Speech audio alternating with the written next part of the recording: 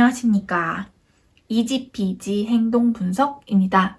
오늘은 내 아이가 한다거나 손을 펄럭인다거나 빙글빙글 돈다거나 몸을 앞뒤로 흔든다거나 물건을 들고 계속 흔든다거나 두드린다거나 이런 행동들을 보일 때 어떻게 해야 하나 에 대해 이야기하려고 합니다.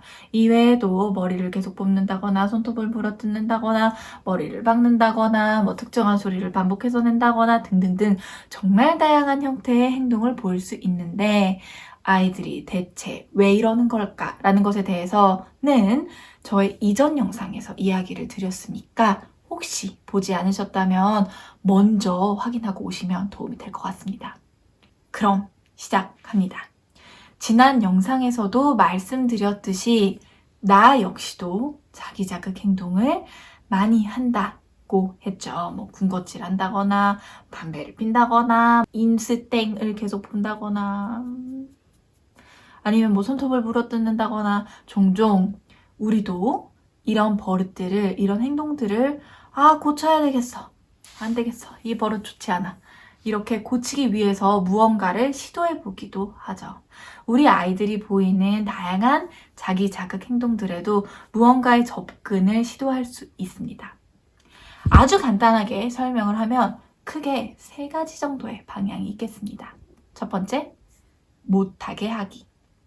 블로킹이라고도 하죠. 아이가 그 행동을 하지 못하게 하는 겁니다. 팔을 펄럭거린다, 팔을 잡아내립니다. 꼼지발로 걷는다, 어깨를 누릅니다. 이 접근이 옳다, 그르다에 대해서 말하는 것은 아닙니다. 이런 접근이 있다고 설명을 드리는 거죠. 그리고 실제로 우리가 자주 사용을 하게 되는 방법이기도 합니다.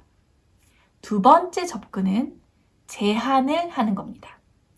이 행동은 말이야, 할 수 있는 때가 있고 못할 때가 있다. 이 행동은 할 수 있는 곳이 있고 안 되는 곳이 있다. 이렇게 시간과 장소를 알려주는 겁니다. 그래, 알겠어. 너 그거 해도 돼. 가끔 너에게 이런 어떤 자극이 필요한 것 이해하겠어. 그치만 이 시간에는 하지 마. 내 수업 시간에는 안 돼. 또는 그거는 공공장소에서는 할 수 없는 행동이야. 집에서 너가 방에 있을 때 혹은 엄마랑만 있을 때 이때는 괜찮아. 이런 식으로 이걸 할 수 있는 시간이 있다, 가능한 장소가 있다, 이렇게 아이한테 가르쳐 나가는 거죠. 물론 아이가 이해할 수 있게 잘 알려주어야 하고 또 많은 연습의 시간이 필요합니다. 한 번에 딱 내가 이렇게 룰을 정해가지고 말해준다고 절대 우리 아이가 그래, 오케이 하지 않는다는 거, 그렇게 되지 않는다는 거, 연습의 과정이 필요하다는 거 아시죠? 알려주고 안 되는 시간, 안 되는 장소에서는 그 행동을 못하게 제한을 하고, 그리고 그 시간에 못하는 그 시간에는 다른 활동을 할 수 있게 도와준다거나 과제를 한다거나 이러한 방법으로 이제 제한된다는 걸 알려주고, 이 행동이 가능할 때는 허용해주고 하면서 조금씩 연습을 하는 거죠. 변별을 해나가는 거죠.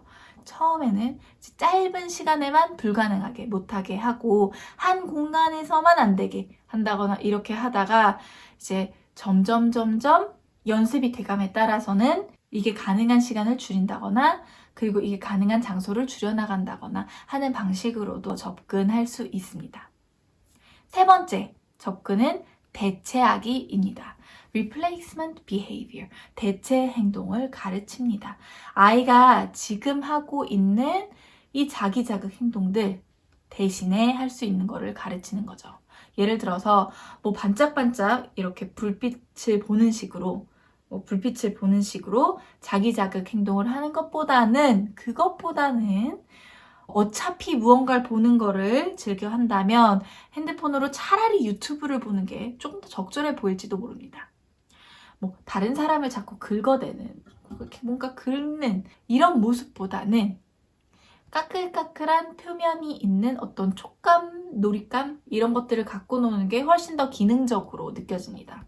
이렇게 더 적절한 무언가로 대체하는 겁니다. 그리고 혹은 이게 정말 중요한데 아이에게 더 괜찮은 모습으로, 더 적절한 모습으로 시간을 잘 보낼 수 있도록 필요한 기술을 가르치는 겁니다. 나이에 알맞고 안전한 여가 활동을 할 수 있도록 가르쳐 주는 거죠. 이 세 번째 접근이 정말 중요합니다. 뭔가를 줄이고 싶다면 반드시 이것을 대체할 만한 무언가를 가르쳐야 합니다.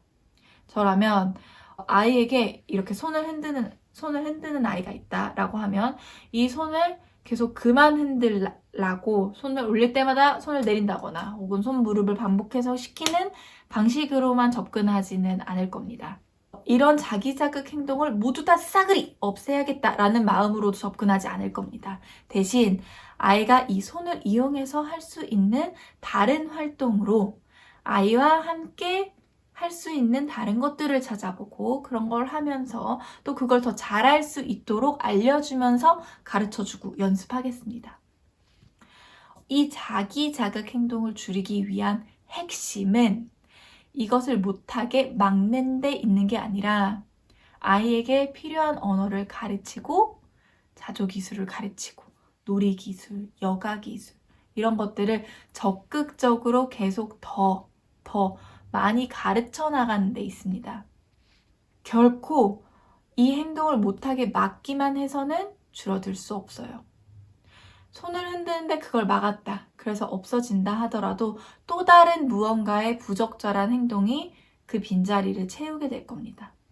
그렇기 때문에 이 버릇을, 이 행동을 고치기 위해서 뭔가 내가 여기에 직접적인 개입을 하는 것 같이 느껴지지 않더라도 그래도 아이에게는 언어나 학습적인 면이나 어떤 자조기술이나 놀이기술들, 여가 기술들을 가르치지 않으면 그래서 이 아이 자체가 더 성장할 수 있도록 도와주지 않으면 결국 제자리 걸음일 수 있어요.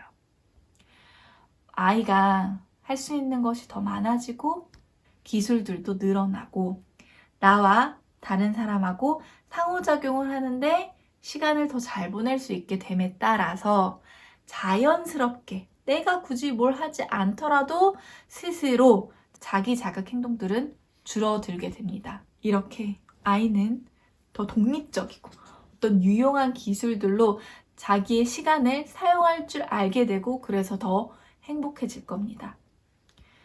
지금 당장 이 행동이 없어졌으면 좋겠다 하는 마음이 드는 것이 너무나도 당연하지만 또 가끔 적절한 다른 대신할 만한 걸 찾았을 때 어쩌면 드라마틱하게 이게 줄어드는 경우도 있을 수도 있지만 대부분 이 과정은 단시간에 해결되지 않는 경우가 많습니다.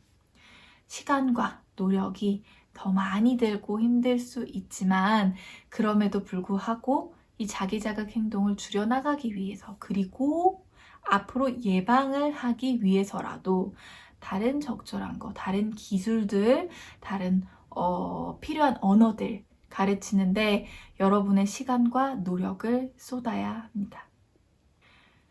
어디에, 어느 방향으로 내가 나아가야 할지, 어디에 나의 노력을 쏟아야 할지에 대해 대충 느낌이 오셨으리라 믿으면서 그럼 오늘은 여기까지. 안녕!